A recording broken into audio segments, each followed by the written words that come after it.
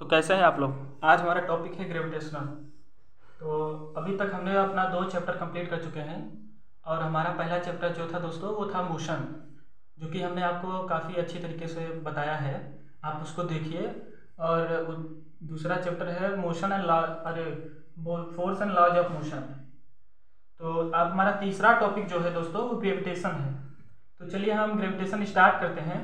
यहाँ पे देखिए हम ग्रेविटेशन के बारे में कुछ लिखे हैं आपको, अगर आप ये पढ़ेंगे तो आप जो है ग्रेविटेशन से इंट्रोड्यूस हो जाएंगे। तो चलिए हम स्टार्ट करते हैं। If we drop a piece of stone from a some height, अगर हम किसी हाइट से किसी स्टोन को ड्रॉप करते हैं तो these stone fall down toward the earth, तो वो स्टोन जो है अर्थ की तरफ गिरता है।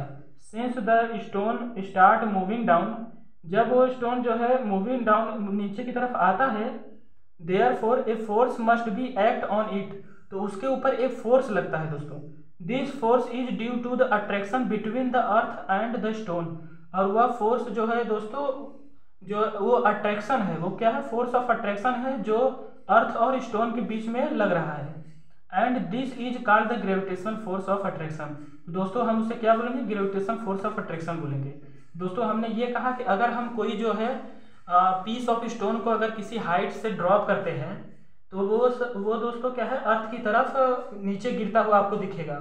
तो उसके ऊपर जो है फोर्स ऑफ अट्रैक्शन लगता है उसके बिटवीन में। किसके बिटवीन में, अर्थ एंड स्टोन के बिटवीन में फोर्स ऑफ अट्रैक्शन लगता है। उसी को हम क्या बोलेंगे, ग्रेविटेशनल फोर्स ऑफ अट्रैक्शन बोलेंगे दोस्तों। उसी को हम क्या बोलेंगे, ग्रेविटेशन फोर्स ऑफ अट्रैक्शन। तो चलिए हमारा अब दूसरा टॉपिक देखते हैं। The earth attract all the object toward its centre. दोस्तों जो हमारा अर्थ है वो सारे ऑब्जेक्ट को अपने सेंटर की तरफ क्या करता है, अट्रैक्ट करता है।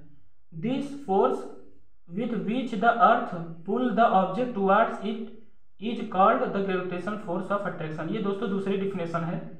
और ये कह रहा है कि सारे जो ये अर्थ जो हमारा है वो अब सारे ऑब्जेक्ट को अपने सेंटर की तरफ क्या करता है, अट्रैक्ट करता है। और इसी को दोस्तों हम क्या बोलते हैं, ग्रेविटेशन फोर्स बोलते हैं। और तीसरे टॉपिक में भी हमने इसी का डिफिनेशन लिखा है, चलिए देखिए पढ़ते हैं। The gravitational force of the earth is responsible for holding the atmosphere. दोस्तों जो ग्रेविटेशनल फोर्स है अर्थ के द्वारा लगाया जाता है, ग्रेविटेशनल फोर्स वह रिस्पॉन्सिबल होता है कि हमारे एटमॉस्फियर को बनाए रखने के लिए, मतलब बैलेंस रखने के लिए, अबव द अर्थ, चाहे वो हमारे अर्थ के ऊपर की यूनिवर्स हो, चाहे हमारे अर्थ के बीच में जो फिनोमिना हो रहा है। फॉर द रेन फॉलिंग, जो दोस्तों बारिश होती है, जो बारिश की बूंदें हैं दोस्तों, आप देखे होंगे कि वो हमेशा अपने अर्थ की तरफ गिरती हैं। ऐसा नहीं है कि वो अर्थ से क्या नाम है स्काई की तरफ जा रही हैं, उल्टा तो होता नहीं है। क्योंकि आप बारिश में बाहर निकले होंगे, देखते होंगे क्या नाम है, सारी बूंदें जो है हमारे जो ग्राउंड पे गिरती हैं नीचे आके। तो दोस्तों वो क्या है, ग्रेविटेशन के कारण गिरती हैं। And for the flow of water in the river, और जो पानी जो है वो रिवर में जो बहता है वो भी क्या है, फोर्स ऑफ अट्रैक्शन है। It is also the gravitational force of earth which keep the uniform is the firmly on the ground. चलिए दोस्तों आई होप आपको ग्रेविटेशन तो अच्छा खासा समझ में आया होगा। अब हम देखते हैं, every body in the universe attract every other object, every object in the universe attract every other object. इसका मतलब यह है कि हर कोई ऑब्जेक्ट जो है अपने दूसरे ऑब्जेक्ट के ऊपर क्या करता है, अट्रैक्शन लगाता है, फोर्स ऑफ अट्रैक्शन। तो वो कैसे लगाता है हम चलिए देखते हैं, पॉइंट में क्या लिखा हुआ है। अकॉर्डिंग टू न्यूटन, दोस्तों न्यूटन के according every object in the universe, Newton के अकॉर्डिंग दोस्तों जो प्रत्येक ऑब्जेक्ट है हमारे यूनिवर्स में attract every another object and the force which two object attract each other is called gravitation. तो दोस्तों वो जो दो ऑब्जेक्ट ईच अदर अट्रैक्ट होते हैं किस फोर्स के कारण, फोर्स ऑफ अट्रैक्शन के कारण, उसी को हम क्या बोलते हैं, ग्रेविटेशनल फोर्स बोलते हैं। तो आई होप ये आपको समझ में आएगा। चलिए हम एक बार इसको अपनी तरफ से देखते हैं। ये मैंने इसलिए लिखा था कि आपको जो है एग्जाम्पल के द्वारा मैं अच्छी तरह से समझा सकूं। चलिए दोस्तों हम इसको अपने तरीके से देखते हैं। दोस्तों ये मान लीजिए ये क्या है, एक ऑब्जेक्ट है जिसका मास क्या है, m1 है, और ये दोस्तों दूसरा ऑब्जेक्ट है जिसका मास क्या है, m2 है। तो ये इसके सेंटर से दोस्तों क्या नाम है, ये क्या है, जो ग्रेविटेशनल फोर्स होता है वो क्या सेंट्रल फोर्स होता है। तो यहाँ पे जो फोर्स लगेगा एक्ट करेगा वो क्या है, इसके सेंटर से इसके सेंटर के बीच में एक्ट करेगा, क्योंकि ये सेंट्रल फोर्स है दोस्तों। अभी हम उसके बारे में बात करेंगे। तो दोस्तों ये जो मास m1 है, इसका जो फोर्स हम निकालते हैं तो ये क्या ऐसे लिखे, इसको हम ऐसे डिनोट कर सकते हैं, मास m1 अरे force of F1 due to second, force of 1 due to second. इसका मतलब ये है दोस्तों कि फोर्स है पहले ऑब्जेक्ट का m1 ऑब्जेक्ट का, इस पर जो कौन लगा रहा है फोर्स m2 लगा रहा है। इसका मतलब ये है कि force of F1 due to 2। और ये दोस्तों ये सेकेंड ऑब्जेक्ट पे जो फोर्स लगेगा वो क्या है, force of 2 due to 1। I hope आपको ये समझ में आया होगा। तो चलिए हम इसके आगे की बात करते हैं। तो दोस्तों जो ये फोर्स ऑफ अट्रैक्शन है, क्योंकि हम जानते हैं कि एवरी ऑब्जेक्ट, हम यहाँ पे लिख देते हैं क्या, every object attract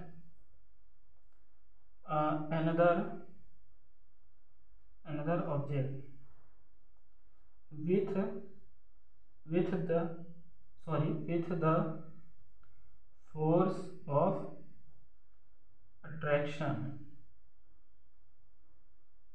and this force is directly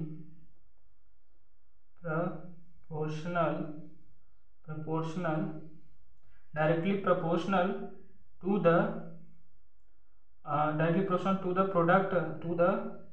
product of m1 and m2।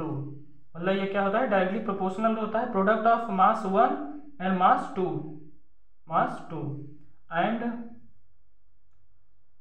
Inversely proportional to the distance of square। तो दोस्तों ये होता है कि एवरी ऑब्जेक्ट जो है दूसरे ऑब्जेक्ट पे एक फोर्स ऑफ अट्रैक्शन लगाता है, जो कि वो फोर्स क्या होता है, डायरेक्टली प्रोपोर्शनल होता है प्रोडक्ट ऑफ मास के, एंड इनवर्सली प्रोपोर्शनल होता है square of distance of square के, हम ऐसे भी बोल सकते हैं। तो दोस्तों हम इसको जो है मैथमेटिकली डिनोट करते हैं। देखिए ये क्या है, फोर्स हम इसको F से डिनोट करते हैं, और ये जो प्रोपोर्शनल का है इसको डायरेक्टली प्रोपोर्शनल बोलते हैं। तो दोस्तों ये क्या है, m1 एंड m2, जैसा हमने लिखा है force is directly proportional to the product of mass of the two body m1 and m2, जो कि हमने उस बॉडी का क्या लिया है, m1 एंड m2 लिया है। और दूसरा दोस्तों ये क्या है कि force is inversely proportional to the square of distance. दोस्तों हमने हमने अपने वीडियो में आपको बताया था डायरेक्टली प्रोपोर्शनल का मतलब क्या होता है। डायरेक्टली प्रोपोर्शनल का मतलब ये होता है दोस्तों, अगर जैसे किसी ऑब्जेक्ट दो ऑब्जेक्ट में डायरेक्टली प्रोपोर्शनल या दो क्वांटिटी डायरेक्टली प्रोपोर्शनल लगा है, तो उसका मतलब ये होता है कि अगर A बढ़ रहा है तो B भी बढ़ेगा, अगर A घट रहा है तो B भी घटेगा।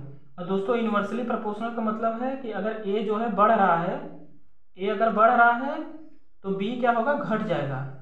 A दोस्तों अगर बढ़ रहा है तो B क्या होगा, घट जाएगा। अगर B बढ़ रहा है तो A दोस्तों जो है वो घट जाएगा। ये इनवर्सली प्रोपोर्शनल का मतलब है। तो चलिए हम इस फार्मूले को एकत्रित करते हैं। ये देखिए F is proportional to the m1 m2 upon r square दोस्तों, ये distance between the mass 1 and mass 2, जो बॉडी है उसका मास m1 एंड m2 के बीच का जो डिस्टेंस है वो डिनोट कर रहा है। अब ये f जो है दोस्तों, ये जब प्रोपोर्शनल हटता है तो कांस्टेंट आता है, जिसको हम g से यहाँ डिनोट करेंगे, g equal to m1 m2 upon r square. तो दोस्तों यहाँ पे जो g है वो क्या है, ग्रेविटेशनल कांस्टेंट है। क्या है, ग्रेविटेशनल कांस्टेंट है। इसको हम ऐसे भी लिख सकते हैं यूनिवर्सल का मतलब है दोस्तों, यहाँ पे यूनिवर्सल शब्द जो जुड़ा हुआ है ग्रेविटेशन कांस्टेंट, यूनिवर्सल का मतलब है ये नहीं है कि ये आप ही के घर में केवल ये ग्रेविटेशनल लग रहा है, ऐसा नहीं है। अगर आप एक ग्रेविटेशन का वैल्यू अगर किसी भी अगर आप पानी की जगह निकाल रहे हैं वहाँ भी सेम रहेगा। अगर आप जो है अर्थ के ऊपर निकाल रहे हैं, क्या नाम है, स्काई जहाँ सन और मून का वो है, क्या नाम है, यूनिवर्स, किसी भी जगह पे अगर आप इसकी वैल्यू निकालेंगे तो क्या होगा, ग्रेविटेशन का वैल्यू सेम आएगा, मतलब हर जगह ये लागू है। तो चलिए दोस्तों अब इसके हम एक जो है पॉइंट की, अभी 4-5 पॉइंट के बारे में हम बात करेंगे, उसको देख लेते हैं। तो दोस्तों जो ग्रेविटेशनल है वो क्या है, सेंट्रल फोर्स है। अभी हमने सेंट्रल फोर्स बताया था कि क्या है, जैसे ये M1 M2 है, तो इस M1 के सेंटर से लेके M2 के सेंटर तक क्या है, ये फोर्स एक्ट करेगा। इसे क्या है, ये सेंट्रल फोर्स है।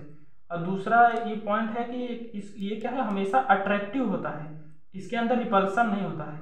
ये फोर्स हमेशा क्या होगा, अट्रैक्टिव फोर्स होगा। और यहाँ पे हम इसको तीसरे पॉइंट लिखते हैं कि force is independent of medium. जो ये फोर्स है ग्रेविटेशनल फोर्स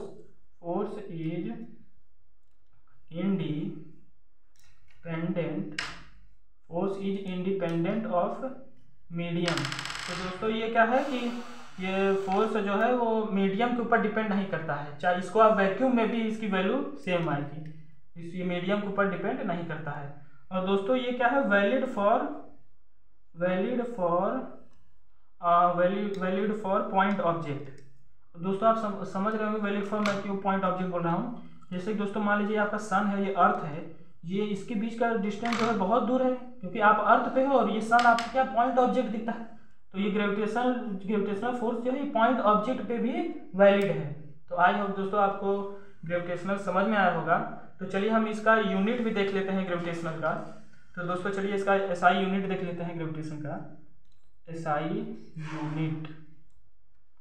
चलिए दोस्तों SI यूनिट देखते हैं, F = G m1 m2 / r²। देखिए दोस्तों किसी भी कांस्टेंट का अगर हम SI यूनिट निकालते हैं तो यहाँ पे ये कांस्टेंट क्या है, G है, तो इसको हम एक इक्वल के एक तरफ अकेले में करते हैं और बाकी सबको उस इक्वल के उस तरफ भेज देते हैं।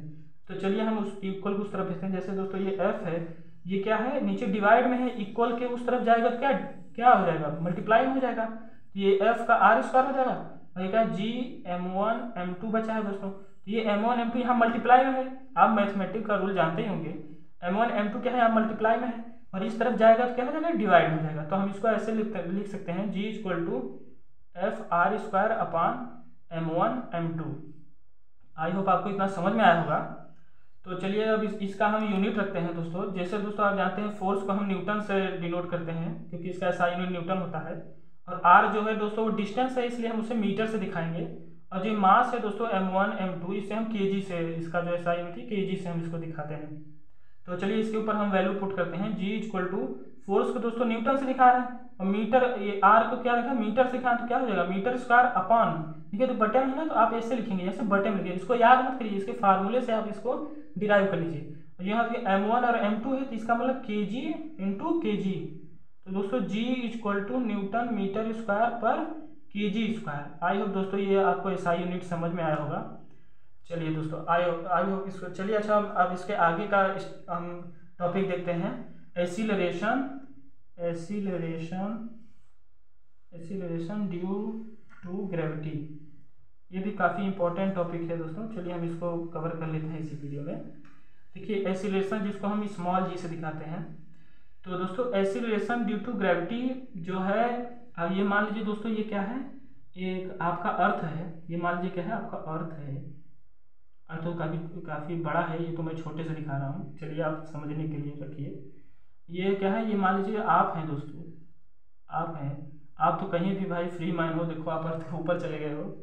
तो इसके ऊपर दोस्तों देखिए अर्थ क्या है, अब इसको ध्यान से समझिए दोस्तों। अर्थ क्या है, अर्थ आपके ऊपर जो है एक क्या लगाएगा, फोर्स लगाएगा, फोर्स ऑफ अट्रैक्शन लगाएगा दोस्तों, जिसको हम क्या, इसको हम W से भी दिखाते हैं, W = mg। एक अट्रैक्शन आपके ऊपर जो है ये फोर्स लगाएगा दोस्तों। तो ये अर्थ जो है दोस्तों, ये आपके ऊपर क्या लगाएगा, मच फोर्स ऑफ अट्रैक्शन लगाएगा। कितना वो फोर्स ऑफ अट्रैक्शन लगा रहा है, इसको ये इस बॉडी का वेट भी हो जाएगा, क्योंकि जितना इसका वेट होगा उतना ही इसके ऊपर ग्रेविटेशनल फोर्स लगेगी। तो चलिए इस वेट को हम mg से डिनोट करते हैं। अभी हमने एक फार्मूला, इसको इक्वेशन 1 मान लीजिए, अभी हमने एक फार्मूला पढ़ा, F = G m1 m2 / r²। तो दोस्तों ये क्या पॉइंट ऑब्जेक्ट था, यहाँ पे आपको एक मास जो है, मास ऑफ अर्थ लेना, इसलिए हम इसको कैपिटल M लिख दे रहे हैं, मास ऑफ अर्थ, यहाँ पे E लिख दे रहे हैं, मास ऑफ अर्थ। ये क्या है, ये मास ऑफ सेकेंड बॉडी है। तो चलिए इसको हम ऐसे दिखाते हैं, F मतलब फोर्स से इसको है। तो दोस्तों देखिए ये क्या है, ये अर्थ भी इसके ऊपर इस मैन के ऊपर और अर्थ के इसमें भी क्या है, फोर्स ऑफ अट्रैक्शन लग रहा है। तो इसका मतलब ये है कि ये एफ और एम, ये डब्ल्यू की जगह हम इसको साथ साथ साथ में लिख सकते हैं। तो ये हम लिख सकते हैं G equal to capital M and small M, ये मास ऑफ अर्थ है, अपॉन ये क्या नाम है, ये आर स्क्वायर इक्वल टू ये एम जी हम इसको दोस्तों आई होप समझ गए होंगे आप, इसको लिख सकते हैं। तो दोस्तों यहाँ देखिए एम से क्रॉस हो जाएगा, तो यहाँ क्या होगा, क्या बचेगा आपके पास, जी इक्वल टू कैपिटल जी और कैपिटल मास ऑफ अर्थ है, और ये दोस्तों क्या है, रेडियस का स्क्वायर है।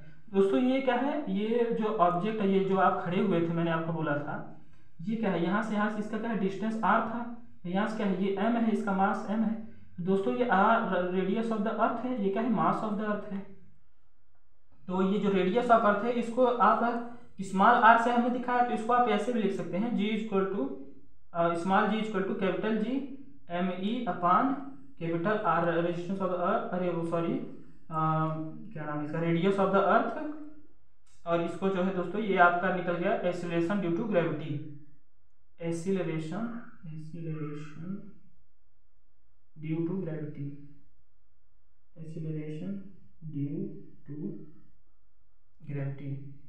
तो आई होप दोस्तों ये आपको समझ में आएगा। और दोस्तों इसकी एसआई यूनिट की अगर हम बात कर लें, काफ़ी इंपॉर्टेंट टॉपिक है, अगर इसकी एसआई यूनिट, तो दोस्तों ये एक्सीलरेशन है, एक्सीलरेशन का दोस्तों एसआई यूनिट क्या था, एक्सीलरेशन का मीटर पर सेकेंड स्क्वायर था एक्सीलरेशन का। ये काफ़ी हमने इसके टॉपिक पे काफ़ी बात की थी पिछले वीडियो में। तो एक्सीलरेशन का कि आप जानते हैं acceleration is equal to velocity upon time, क्या था, वेलोसिटी अपॉन टाइम था। तो वेलोसिटी क्या था, मीटर पर सेकेंड, और टाइम यहाँ पे भी है तो ये सेकेंड हो जाएगा, ये सेकेंड मिलकर क्या हो जाएगा, मीटर पर सेकेंड स्क्वायर हो जाएगा दोस्तों। तो इसकी भी ये क्या है, acceleration due to gravity, acceleration due to gravity भी क्या हो जाएगा, मीटर पर सेकेंड स्क्वायर हो जाएगा। तो आई होप ये आपको एक्सीलरेशन ड्यू टू ग्रेविटी समझ में आया होगा दोस्तों। तो ये काफ़ी इंटरेस्टिंग टॉपिक था। तो चलिए अब हम क्या नाम है अपने दूसरे टॉपिक को स्टार्ट करते हैं दोस्तों। हमारा अब नेक्स्ट टॉपिक है Newton's third law of motion and gravitation. तो हम देखते हैं जो न्यूटन्स थर्ड लॉ है और ग्रेविटेशनल अभी हमने पढ़ा ये चैप्टर, तो ये अभी हमने इसका इंट्रोडक्शन दिया आपको। तो ये थर्ड लॉ और ग्रेविटेशन के बीच में क्या, इसके बीच में क्या कुछ रिलेशन बनता है, तो बनता है कि नहीं बनता है, चलिए हम देखते हैं दोस्तों। अभी हमने आपको बताया था कि ये अभी हमने इसको मास m1 लिया था, और ये क्या अनदर बॉडी है, इसका मास m2 लिया था। इसके बीच में हमने आपको फोर्स बताया था, ये फोर्स क्या था, फोर्स ड्यू टू वन, अरे force of one due to two था, और ये क्या था, force of two due to one था। कि ये दूसरे ऑब्जेक्ट का जो फोर्स है, ये वन वाला इसके ऊपर फोर्स लगा रहा है, और ये m2 जो ऑब्जेक्ट है, ये क्या फोर्स m1 के ऊपर फोर्स लगा रहा है, इस फोर्स के ऊपर ये m2 जो है ये भी फोर्स लगा रहा है। तो दोस्तों अगर इसकी वैल्यू को अगर हम पुट करें तो ये क्या है, F1 F2 equal to minus F21। दोस्तों इसका ये माइनस क्यों लगा, क्योंकि दोस्तों आप जानते हैं every action have equal and opposite direction. तो दोस्तों ये जो फोर्स है इसका मैग्नीट्यूड दोस्तों क्या है, सेम है, इसका क्या है मैग्नीट्यूड, इसका मैग्नीट्यूड क्या है, सेम है, बट डायरेक्शन इसका दोस्तों क्या है, डिफरेंट है। बट डायरेक्शन क्या है दोस्तों, डिफरेंट है, इसका डायरेक्शन डिफरेंट है। और जिस चीज की देखिए इसका डायरेक्शन ये है, इसका डायरेक्शन ये है, इन दोनों का डायरेक्शन क्या है, डिफरेंट है, इसलिए दोस्तों यहाँ पे नेगेटिव साइन आया। तो ये काफी इंपॉर्टेंट टर्म है, इसको मैं बताने वाला था। तो चलिए इसको एक बार वर्ड के रूप में देख लेते हैं।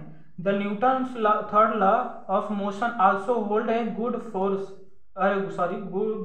The force of gravitation. जो न्यूटन थर्ड लॉ है वो अच्छा है किसके लिए, फोर्स ऑफ ग्रेविटेशन के लिए। This means that when the earth exert a force of attraction on the object, जब जो अर्थ है वो किसी ऑब्जेक्ट पे फोर्स ऑफ अट्रैक्शन लगाता है, then the object also exert on the equal force, ये वही न्यूटन थर्ड लॉ की बात कर रहा है। तो ऑब्जेक्ट भी क्या करता है, उस अर्थ के ऊपर इक्वल फोर्स लगाता है, जितना अर्थ उसके ऊपर फोर्स लगाए उतना ऑब्जेक्ट जो है अर्थ के ऊपर लगाएगा, तभी तो वो बैलेंस रहेगा।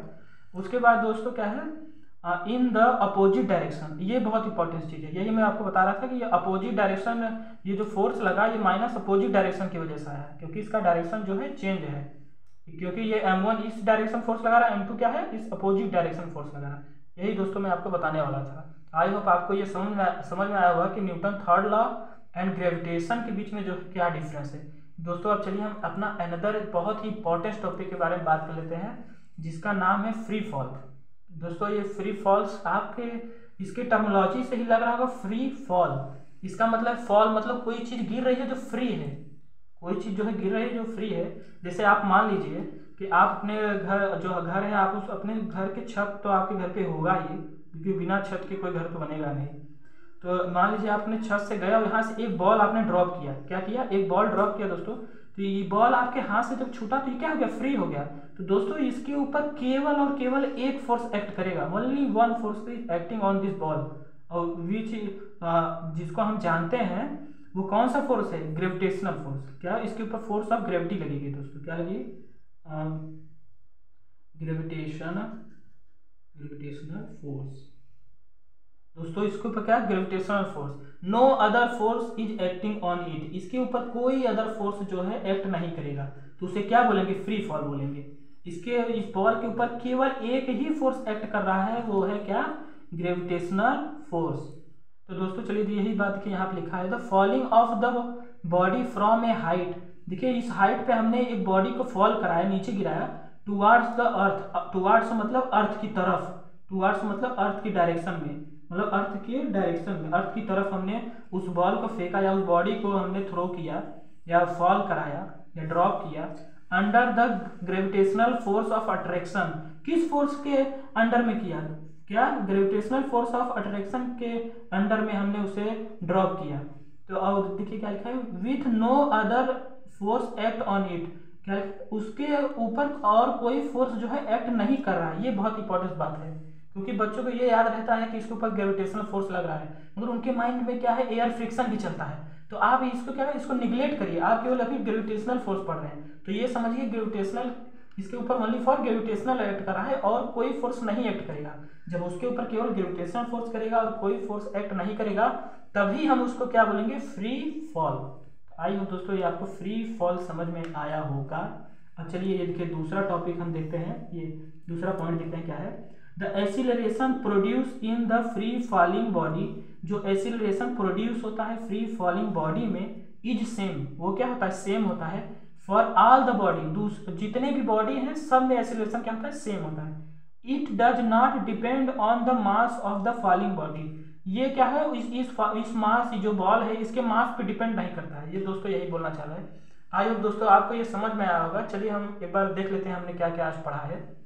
तो दोस्तों हमारा पहला टॉपिक था ग्रेविटेशनल, जो कि हमने आपको बताया ग्रेविटेशन क्या है, एक फोर्स ऑफ अट्रैक्शन है जो कि मास और मास के बीच में लगता है, और ये सेंट्रल फोर्स होता है, और क्या नाम है, अट्रैक्टिव होता है, रिपल्सन इसके बीच में नहीं होता है।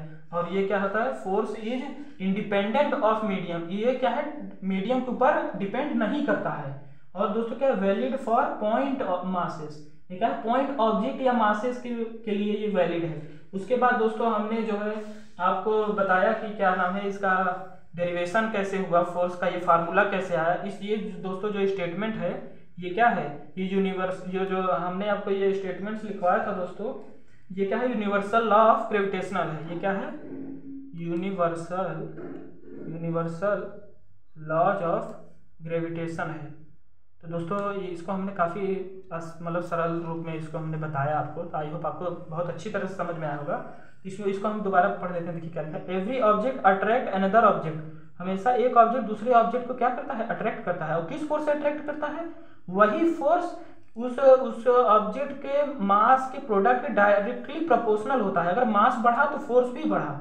और उसके बाद इनवर्सली प्रोपोर्शनल होता है स्क्वायर ऑफ डिस्टेंस के, अगर जो है डिस्टेंस अगर घटा तो उसका दुगना मास क्या होगा, बढ़ जाएगा, क्योंकि वो क्या है, इनवर्सली प्रोपोर्शनल है। और अगर फोर्स, सॉरी अगर डिस्टेंस अगर घटा तो क्या, फोर्स जो है उसका दुगना बढ़ जाएगा। अगर फोर्स जो है घटा तो उसका रेडियस उसका 4 गुना जो है घट जाएगा, या उसका रेडियस जो है घट जाएगा। क्योंकि दोस्तों अगर ये बढ़ेगा तो ये क्या, फोर्स क्या है, घटेगा, क्योंकि दोस्तों ये क्या है, इनवर्सली प्रोपोर्शनल, क्या है, इनवर्सली प्रोपोर्शनल है। तो आई होप ये आपको समझ में आया होगा। इसके बाद दोस्तों हमने बात किया था एक्सीलरेशन ड्यू टू ग्रेविटी के बारे में, तो चलिए उसको भी हम देख लेते हैं। एक्सीलरेशन ड्यू टू ग्रेविटी के बारे में दोस्तों हमने यहाँ पे देखिए बात किया था। पहले हमने उसके एसआई यूनिट के बारे में बात किया था।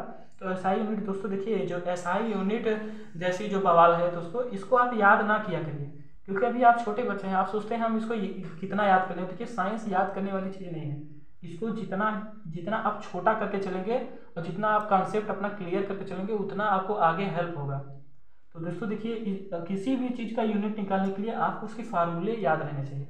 अगर आपको उसके फार्मूले याद हैं तो आप उसकी एसआई यूनिट रख के आप तुरंत उसका डिफिनेशन जो है निकाल सकते हैं आसानी से। तो देखिए आप एक्सीलरेशन ड्यू टू ग्रेविटी की उसके बाद हमने देखा था। एक्सीलरेशन ड्यू टू ग्रेविटी के बाद हमने ये फार्मूला दोस्तों बहुत इंपॉर्टेंट है। आप इसको जो है एकदम कंठस्थ कर लीजिए, इसको एकदम रट लीजिए, जो क्या नाम ले भाषा में बोलते हैं उसको एकदम याद कर लीजिए। इसका एसआई यूनिट दोस्तों क्या होता है, मीटर पर सेकेंड। इसकी दोस्तों हमने वैल्यू आपको, और दोस्तों ये जो एक्सीलरेशन ड्यू टू ग्रेविटी है ये कहाँ पे निकाली गई है, अर्थ के सरफेस पे। ये भी याद रखिए किसके कहाँ पे निकाली गई है, अर्थ के सरफेस पे। अर्थ के सरफेस पे कहाँ पे, अर्थ के सरफेस पे। और दोस्तों इसका वैल्यू हम बताना आपको भूल गए थे। इसका वैल्यू जो है 9.8 मीटर पर सेकेंड स्क्वायर होता है।